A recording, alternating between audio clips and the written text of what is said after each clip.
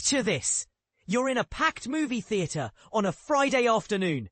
Not for a blockbuster film, but to witness Taylor Swift's latest masterpiece unfold in a way that's equal parts concert and cinematic spectacle. The real jaw-dropper.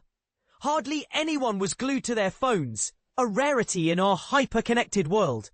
But here's where it gets intriguing. Stick around to discover why this event felt like a devoted fan's dream come true. And why it might leave outsiders scratching their heads.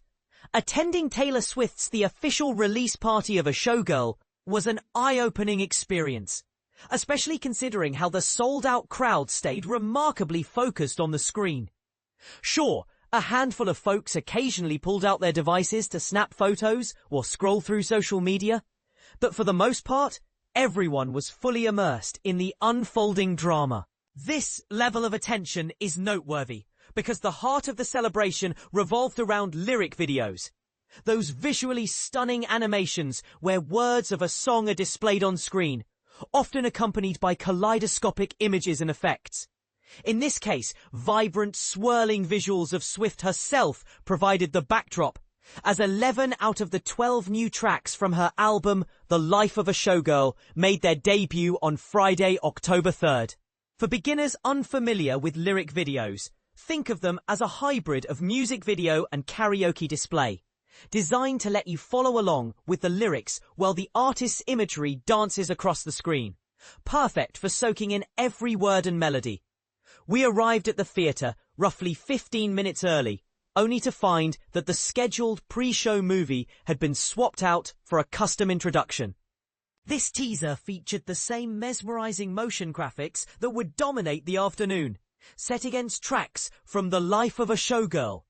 The AMC Theatre's website had warned us up front, no trailers, and the 1 p.m. screening would start right on time. Yet reality had a twist. The lights dimmed at 12:58 to launch with a special commercial for the Target exclusive release of the album. Swift starred in it as herself, and even directed it, delivering some charming self-deprecating humor that had everyone smiling, all while cleverly promoting the product.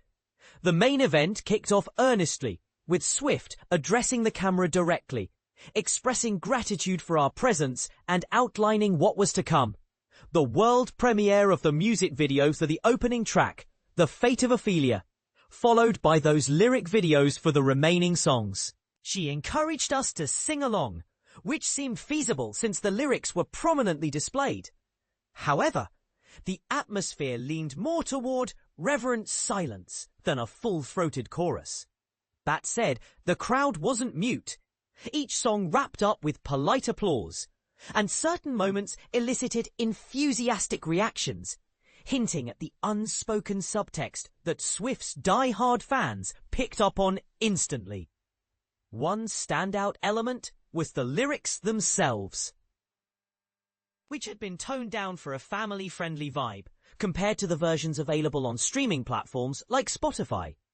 For instance, phrases like "my check's bigger" replaced more explicit originals, and "opened my skies" stood in for something bolder. Many in the audience were aware of the uncensored words, leading to knowing chuckles and laughter. Interestingly, the word whoring in the title track The Life of a Showgirl remained untouched, perhaps because no suitable substitute could capture its essence without losing the song's edge. And this is the part most people miss. How do you balance artistic integrity with accessibility?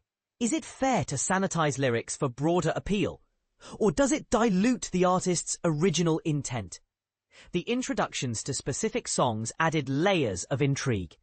Actually romantic, built anticipation, even before Swift spoke. And though she avoided naming names, think whispers of her rumored feud with Charlie XCX, she described it as a love letter to someone who hates you. The crowd's amused response showed they were in on the joke, creating a shared insider vibe. But here's where it gets controversial. Could this be seen as a subtle shade-throwing session, or just playful storytelling?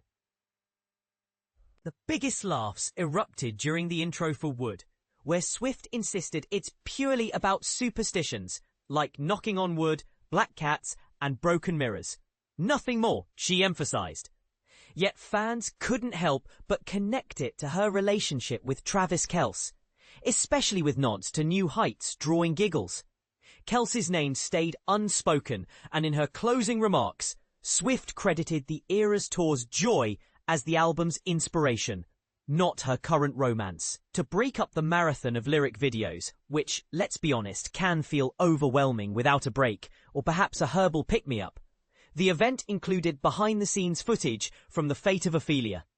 This music video, set to premiere on YouTube on October the 5th, showcases Swift embodying showgirls from different historical eras, complete with intricate choreography that the BTS clips truly highlight. It's fascinating to see the transitions up close, revealing the precision and effort involved.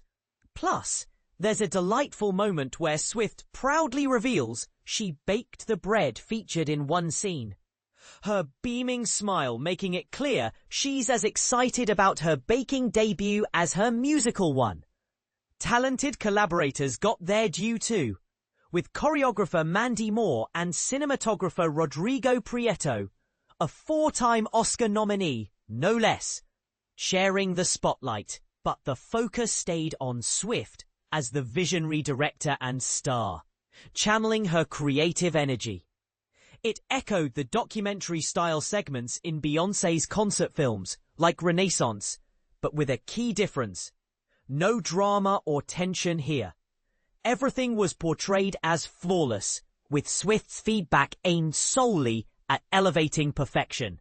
After nailing a take, she'd declare it perfect, yet push for another, saying, "Can I try to be a little better? I have more to give." It's inspiring, really, showing the relentless pursuit of excellence. Ultimately, this was an event crafted for Taylor Swift's most ardent supporters, those who see her as an icon worth revering. Spending $13 wasn't just about watching lyric videos on a big screen. It was about joining a community of acolytes in what felt like a worshipful gathering at the Church of Taylor. Even for someone not in the fandom, it was a respectful, immersive affair. Taylor Swift, the official release party of A Showgirl, screened in theaters from October 3rd to 5th, offering a unique way to experience her music. What do you think? Does this kind of fan-centric event deepen your appreciation for an artist, or does it feel exclusionary? And on the censorship front, should lyrics be altered for wider audiences, or is it better to keep them raw? Share your opinions in the comments.